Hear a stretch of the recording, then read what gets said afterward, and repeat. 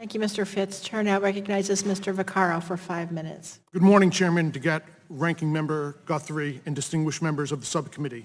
My name is Don Vaccaro, and I am the Chief Executive Officer of TicketNetwork. I thank you for inviting me today to share information about our company and the ticketing industry. Consumers deserve fair and equitable access to live entertainment events, but face increasing difficulty in finding them. In response to the committee's questions, we have outlined a number of issues that exist and proposed remedies to fix them.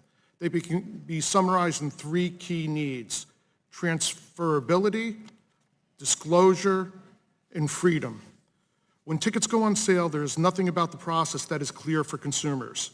For starters, the supposed on-sale date for the general public is far from the first day tickets are available.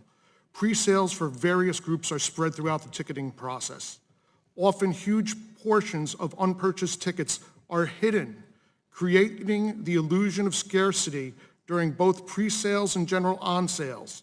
Consumers' fear of missing out are triggered when in really there are thousands of additional tickets waiting to be posted.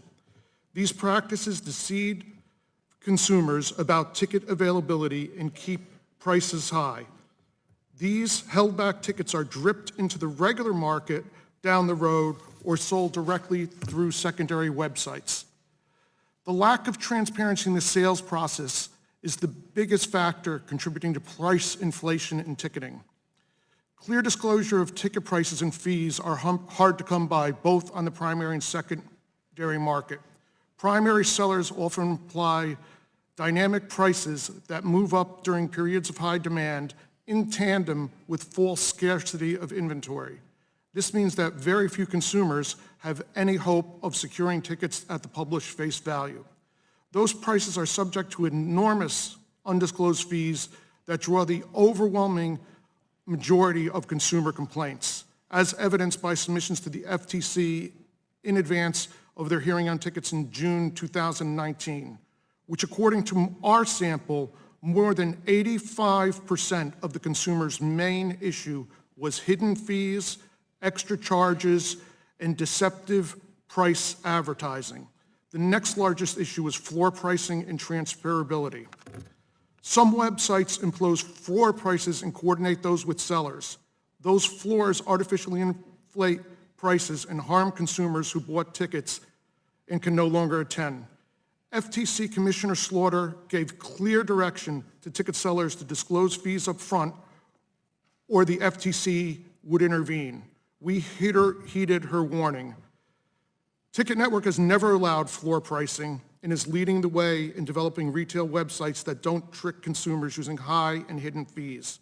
99% of our retail websites, we offer consumers the option to view all-in prices, including fees, before any personal identifiable information is consumed. We also have approximately 30% of our websites charge no service fees at all to the consumer, and it's baked in, giving consumers a true, transparent solution. We believe that this model is a model for the industry. We also believe that there's no necessity for legislation for folks in this industry to do the right thing. We can do it now.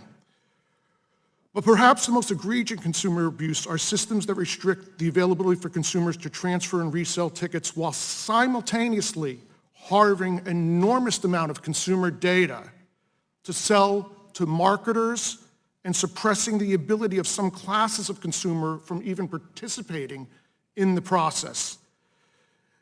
In summary, there's several common sense measures that can vastly improve the customer experience: transferability, transparency, disclosure are the keys, rather than the ever-increasing concentration of market power in this industry in the hands of a few bad actors.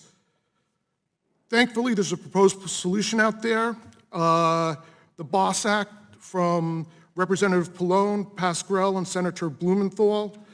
On balance, it protects composition and takes vital steps for a more consumer-friendly experience. And that's something we're striving for. And just to echo, it's all about the consumers, hopefully. It's not about us. It's what's best for the consumers that's going to make this industry better. Thank you. Thank you, Mr. Vaccaro.